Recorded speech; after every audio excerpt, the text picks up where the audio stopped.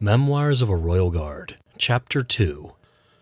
2 weeks. It took 2 full weeks just to find enough ponies to minimally staff Princess Luna's house guard with a squad. Imagine that. Only a single squad of 9 ponies to protect one of our Alicorn sovereigns. Captain Shining Armor had been careful, and rightly so. Princess Luna was now one of only 2 rulers in Equestria after all. That meant her security detail had to be staffed by the very best. Each guard was hoof-picked by Shining Armor, interviewed repeatedly, and had their entire guard file audited.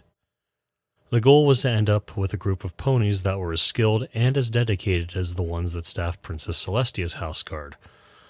Or were at least close enough and willing to take the transfer. The members of Princess Celestia's house guard were, without any doubt, the finest guards I'd ever met. While the captain was putting together Princess Luna's unit, I got to know many of them since I was temporarily assigned to their commander, Lieutenant Astral Dyke, and worked with them to protect Princess Luna. It was clear to me that they did not exactly appreciate the task, but they did the job without question. Though we worked together, I was still an outsider. They only let me hoof the line of their inner circle, and I understood that. Royal Guard units, especially ones so elite, are like that. New ponies had to earn their way in, and all I'd done was step forwards on the parade ground. They'd invested their careers into getting where they were. Matters took a turn for the worse when my standard issue armor was replaced by the set that was designed specifically for the new unit. The uniform and dress standards for Princess House Guards were different than that of our peers. It was done that way to better reflect the princess's style and give her something that felt uniquely her own. At least that's what the mayor in charge of the design had said, and to be honest, it suited me fine. I was never a fan of gold. My armor was Byzantium with heliotrope highlights. That was the designer's fancy way of saying dark and light purple. All of the segmented plates were light with darker colors set into the breastplate. It looked rather impressive, but also just a little bit sinister.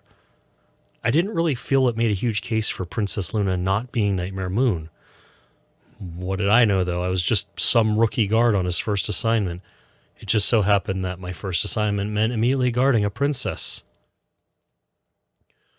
The door to my barracks room opened, and the captain walked in. Immediately, I rose to attention. At ease, Silent Knight.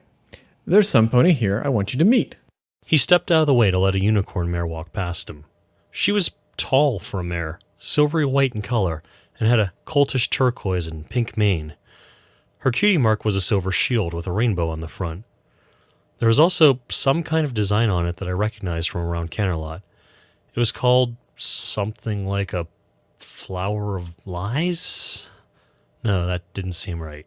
This is Iridescence. She's your new partner. Pay attention to her, all right? She's been with the Palace Guard for 3 years. I'm certain you can learn from her experience. She was a guard.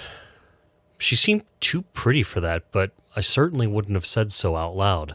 Nice to meet you, Silent Knight, she said, levitating a few bags into the room and setting them on the bunk opposite of mine. Likewise. I looked to the captain and nodded. Will do, sir. Very good. You two get acquainted. You'll be working opposite shifts. He turned and left, shutting the door behind him. I slowly sat back down on my bunk.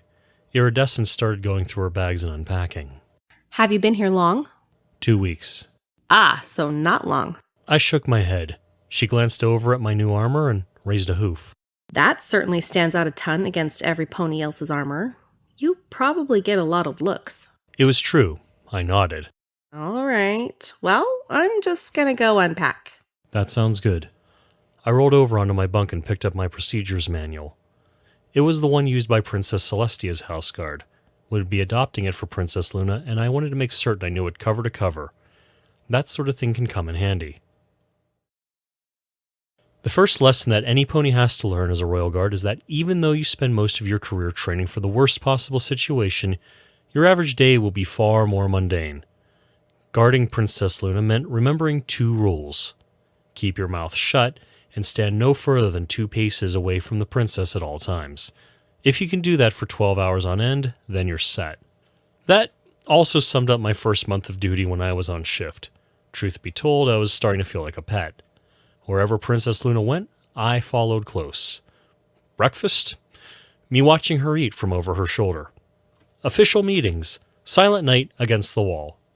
Late night skee ball at the Palace Arcade, 2 paces to the left of the machine. Princess Luna loved skee ball, but she wasn't all that great at it. Once I was almost struck directly in the face by a ball that went wide. That was probably the most dangerous event in my early career. 12 hours a day, I was 2 paces away if we were anywhere other than her chambers. If we were there, I was by the door so that I could stop any intruder that might happen to wander in. That was, of course, assuming they got past the gate, 2 or so companies of palace guards, and all of the support ponies. When you spend that much time with any pony, you get to know them. My important pony was different from most, though. Not because she was an alicorn or a princess, but because she'd been stuck on the moon for 1,000 years. More than anything, Princess Luna was struggling to fit in. There was simply no polite way to put it. She didn't know any pony and had no friends, and relied heavily on her sister to assign her duties. There wasn't any royal function that was all her own. The palace staff and guards weren't a big help either. They typically gave her a wide berth, and it wasn't out of respect. On the face of it, most ponies were polite to her, but very few tried to get close. There were always rumors about her being evil or strange, and while she kept a stiff upper lip, when she thought no pony was looking, I could see the pain in her as plain as day. That was how it is sometimes. If you're doing your job right, the pony you're guarding forgets you're there. You're just a piece of the background. At least, that's what I thought. One evening after raising the moon, Princess Luna was standing out on her balcony looking into the night sky. It wasn't uncommon for her. Silent night? That caught me off guard. She'd never spoken to me, much less used my name. I wasn't even aware she knew it. Gathering my wits, I responded, "Princess?" Turning for where she was gazing up, she made eye contact with me. 'Tis true that thou wert the only pony to volunteer for our house guard. Speak clearly when spoken to. That part I had down. Never tell a lie. Got that too. However, the princess already struggled enough with ponies not relating to her. Telling her that, yes, only one pony wanted to be on her guard seemed like a bad idea. It would probably be a bad idea to mention that every pony else was more or less voluntold to join the unit.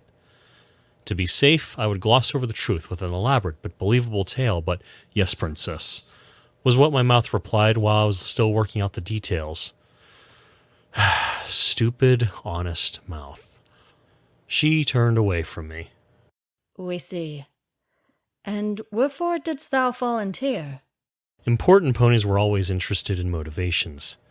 It would be a lie to say I didn't think for myself. I certainly did. But I was also a guard. Guards followed orders and did what they were told. Thinking was for their superiors. In this particular case, however, I knew I'd have to answer, and answer carefully. I didn't believe you were Nightmare Moon, Princess. Still, that is. You probably had a good reason for what happened, too. With all due respect, Princess, my preference is to meet a pony and then make a judgment for myself. The princess seemed to ponder that answer, and I thought I was in the clear. She was silent for a while longer before speaking up again. And thou risked thy career for the opportunity to meet us? No, that certainly wasn't true. I couldn't tell her that. Plus, she might be thinking I was trying to fraternize, and that was just not going to happen. I knew I'd have to take another stab at it. Not exactly, Princess. Royal guards are supposed to stand up for the little pony. It upset me when no pony else stepped forwards. When they didn't, it was clear I had to. What an elegant and great speech, Silent Night, other than the part where you called the princess a little pony. That was what the guards refer to as a resume-generating event. Thinkest thou that we are a little pony? That was a step up from angry, at least. Never let a pony shake your cool. That was certainly easy for my dad to say, when he wasn't staring down Princess Luna, alone, on a balcony. I could feel my cheeks turn red and willed them to stop. They won that battle. No, Princess, it's an expression. I meant, no pony stood up for you, so it was my duty to do so. Every pony should have some pony in their corner. I could feel a bead of sweat running down my forehead inside my helmet. I'd not strung together this many words since before secondary school. Her head tilted curiously. What does thou mean in our corner? Seriously, Silent Night, you could have made another 2 hours until your shift ended? Stupid, honest mouth. Princess, it's another expression. It means having some pony that looks out for you, that supports you no matter what. Like a friend or... what would make sense? A sister. Yes, like a sister. I made a mental note to spend less time in the gym and more time reading philosophy or psychology, anything to make talking to ponies easier. Princess Luna smiled just slightly at me. She didn't do that often, so it was nice to see her smile. Frightening, like I was about to be tossed into a dungeon or off the balcony, but nice. And thou art in our corner, Silent Night? Ah, there you go. Honest mouth. It is your time to shine. Always, Princess. Always. This pleaseth us. She walked past me and back into her quarters. Thou hast a clever way with words, though thou mayst wish to report to the medic. 'Tis not warm this eve, yet thou art looking feverish with all of thy sweating. Never let any pony shake your cool. Easy for Dad to say. My shift was over in 2 hours. After that, I would report to the medic, just in case. Iridescence sat on her bunk, familiarizing herself with my procedures manual. She didn't have one herself. Who knew why, but I didn't mind sharing. My thoughts were too focused on the letter in front of me to worry about where her manual was anyway. Dear Winterspear, you'll never guess what happened. I'm not really sure I understand how it happened myself. Either way, and I know you won't like hearing this, Dad was right. All that hard work was worth it. Being left in Canterlot alone was frightening, but it did a good job preparing me to deal with the types of ponies that live here. Plus, all of that extra education and the chance to train at the Central Royal Guard Academy paid off. I'm a house guard. Can you believe that? My first assignment is the house guard. Princess Luna's house guard, but still, it was worth it. Congratulations on making sergeant. Few ponies deserve it as much as you. Your brother, Silent Night. Carefully, I started to try and fold the letter. That wasn't something easy to do with hooves, but I usually managed. After struggling with it for a minute, it floated away from me, wrapped in royal blue magic. If you don't mind, Silent Night, I can do that for you. Her horn illuminated. Magic. Unicorn magic. It wasn't something I was used to, even after all my years in Canterlot. Truthfully, I was wary of it, but she was being helpful. Thank you. I let her do the folding. Once she was done, I stuck the letter in the envelope and headed off to mail it. It was a shame I'd waited so long. The letter was long overdue. But Winterspear would understand.